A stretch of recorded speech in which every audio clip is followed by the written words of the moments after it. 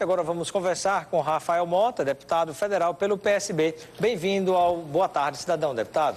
Boa tarde, Robson, os amigos da Band. É um prazer estar aqui mais uma vez, discutindo um pouco sobre Brasília, tantas situações que a gente tem vivido no dia a dia e discutir um pouquinho com você, Robson, aqui. Pois é, vamos iniciar o nosso assunto conversando sobre reforma da Previdência.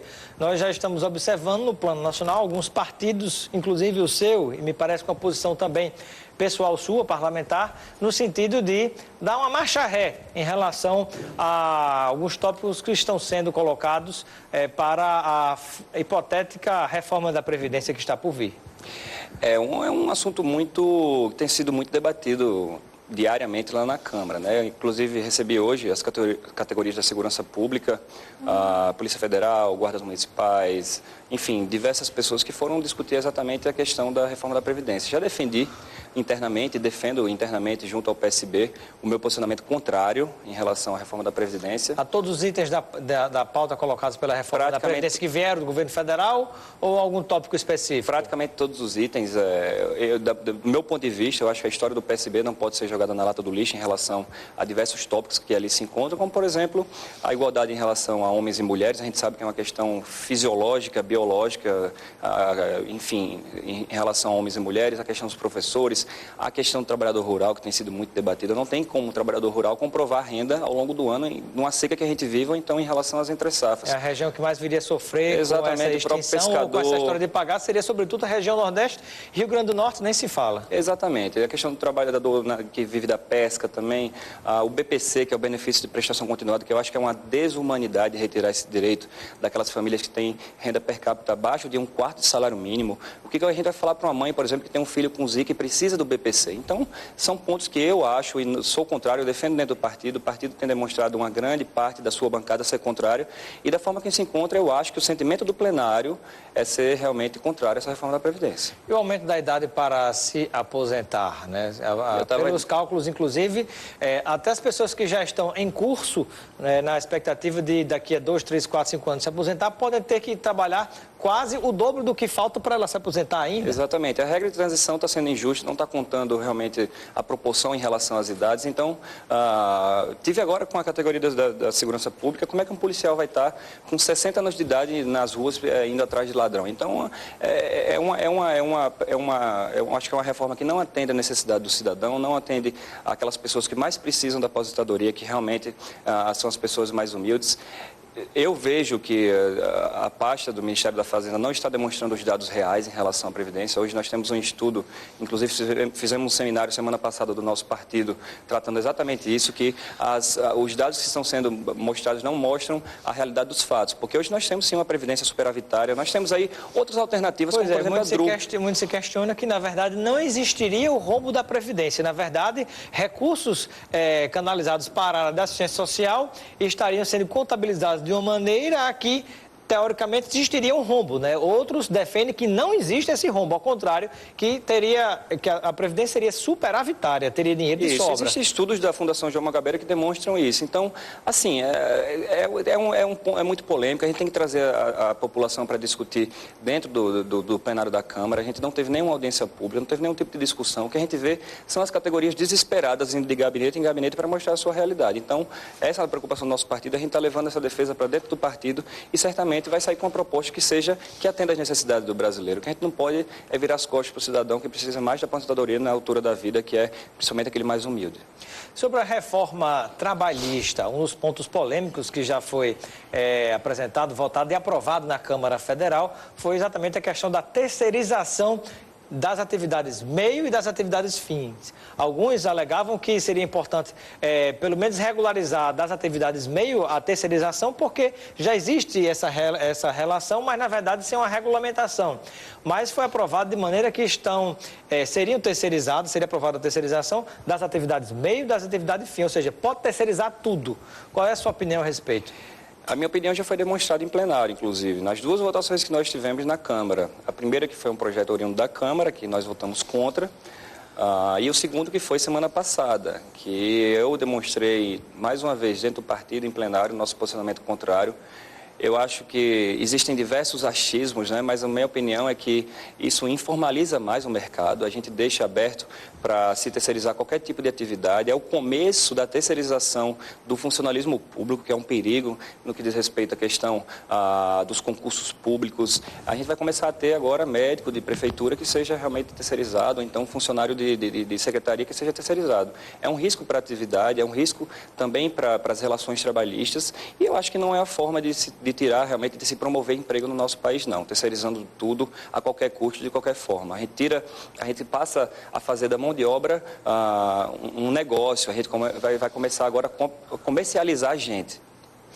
Quero mandar um abraço para nossos telespectadores que estão nos acompanhando pelo Instagram e também mandando mensagem, participando através do WhatsApp 999229519 e também enviando mensagem de texto. Está parabenizando o deputado Rafael Mota, o prefeito de Carnaúba dos Dantas, Gilson Dantas, do PMDB, parabenizando por essas posições colocadas agora em relação à reforma da Previdência e também à trabalhista.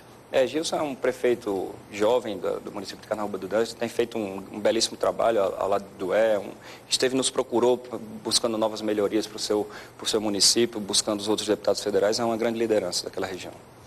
E como é que está hoje a situação do seu partido, PSB, em relação ao governo federal? Coloca-se numa situação de aliado, mesmo discordando em algumas posições, ou de oposição? Como é que vocês estão se posicionando em relação ao atual governo federal, inclusive com vistas para 2018?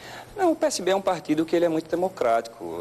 A gente não concorda com tudo de qualquer forma que vem do governo federal. A gente está disposto a criar um novo ambiente no nosso país que seja de geração de emprego, de geração econômica, e o partido tem participado dessas discussões. Então, o partido, tudo que chega oriundo do governo federal é discutido em plenário com os nossos deputados federais, demonstrado todo o posicionamento de cada um, e a maioria decide. Então, a gente tem um programa partidário, uma ideologia político-partidária que é acima de qualquer suporte político a qualquer tipo de sigla partidária. Em relação à gestão da água, iniciativas que visem a população ficar mais atenta, tanto para a economia da água, como também para que mais recursos sejam empreendidos, sobretudo no momento de dificuldade que a gente passa no Nordeste, especificamente do Rio Grande do Norte, em relação à seca, apesar das chuvas que estão chegando e recarregando alguns aquíferos, algumas bacias nossas. Mas há alguma iniciativa do deputado Rafael Mota em relação a esta área que é tão importante para... vida, na verdade.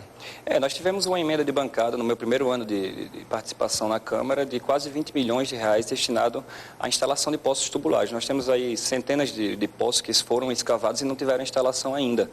Como disse, nós estamos aí no pior momento de seca dos últimos 100 anos, apesar dessas pequenas chuvas e os reservatórios terem tido uma certa quantidade de água. Mas, mesmo assim, é uma preocupação que deve ser estendida, é uma questão econômica. A água deve ser um bem social, como deve estar incluído, inclusive, na Constituição brasileira. Recentemente, tivemos a boa notícia da questão da transposição do Rio São Francisco, as águas chegando já na Paraíba, em Monteiro. Esperamos que esse ramal que seja destinado aqui para o estado do Rio Grande do Norte seja o mais breve possível. Temos notícias que até o final do ano... Foi dado prazo que até dezembro esse ramal será concluído. Esperamos que seja cumprida essa palavra. Inclusive, fizemos até um requerimento de indicação junto ao governo federal, porque está se trazendo as águas, mas não está se preocupando com a saúde dessa água. Hoje nós temos esses municípios que vão receber essas águas, a maioria não tem sequer a drenagem, não tem sequer a questão sanitária. Então, a nossa preocupação foi feita... Exatamente. Nós fizemos um requerimento de indicação pedindo para que seja feito o saneamento básico dessas comunidades que vão estar ao redor dessas águas do São Francisco. Senão a água já vai chegar contaminada à casa da nossa população. Boa tarde, cidadão, de volta na Band Natal, chegando em todo o Rio Grande do Norte, conversando com o deputado federal Rafael Mota, do PSB. Um abraço para Alaô, que está nos acompanhando. Obrigado pela sua audiência aqui no Boa Tarde, cidadão. Também um abraço meu amigo Manassés Duarte, está aqui acompanhando, assessorando o deputado Rafael Mota, e também Ciro Marques, jornalista, também presente aqui nos estúdios da Band Natal. Temos pergunta de telespectadores. Vamos à primeira pergunta. A pergunta agora da Ana Carla. Ela é do bairro de Cidade Nova e ela gostaria de saber se o deputado será candidato à reeleição no mesmo mandato ou se poderá tomar um outro rumo. Agradecer a pergunta de Ana Carla, um bairro que eu tenho uma admiração especial.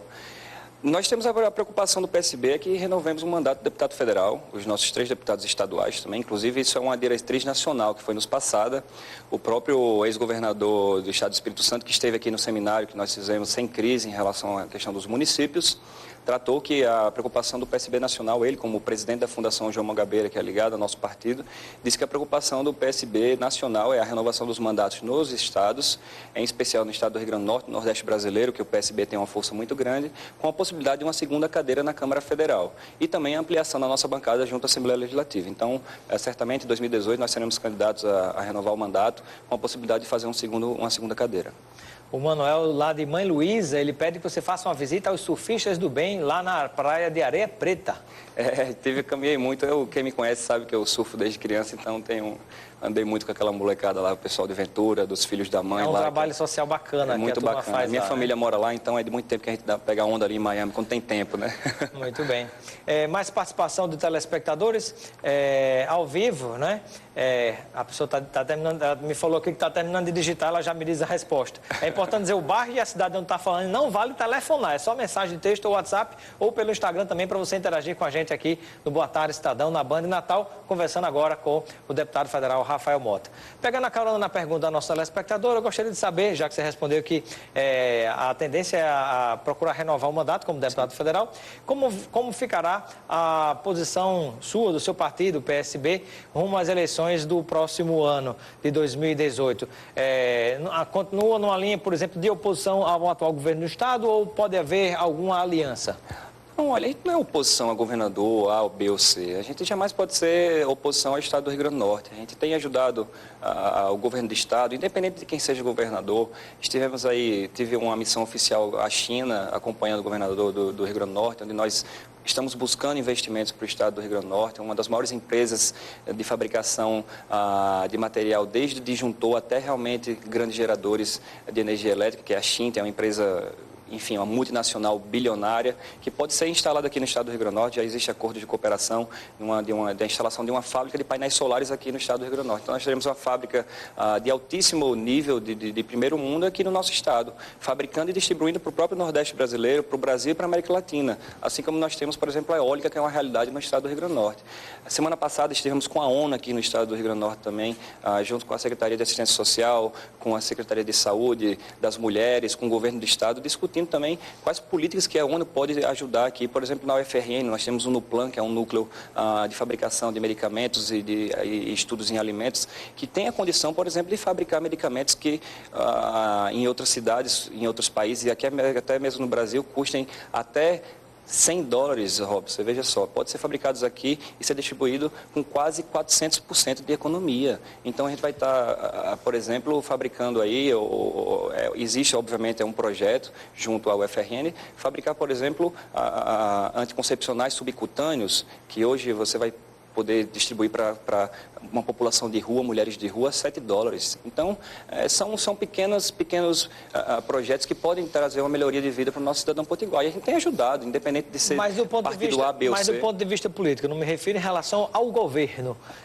mas a posição política do deputado Rafael Mota, do seu partido, PSB, pode vir a convergir para uma aliança com o político, hoje, governador Robson Faria, ou a tendência é caminhar numa outra linha? Não existe nenhum tipo de dificuldade. A gente quer que alguém que esteja bem empenhado e que esteja ajudando o estado do Rio Grande do Norte. Política, a gente conversa com todo mundo, a gente vê o melhor projeto. Nós somos, antes de tudo, eleitores e buscamos uma parceria com aquele que busque, que tenha o melhor projeto, que tenha os melhores projetos para convencer o nosso voto. Então, a gente tem conversado com o governador, tem conversado com outras siglas partidárias, e a nossa ideia é ajudar o estado do Rio Grande do Norte. As parcerias políticas vão ser definidas no momento adequado, que não é esse. Em relação ao Senado Federal, nós teremos a renovação de 2 vagas. A tendência do deputado Rafael Mota é caminhar necessariamente com os 2 atuais, o senador Garibaldi e o Zé Gripino, que pretendem renovar o mandato, ou pode avaliar outras opções também?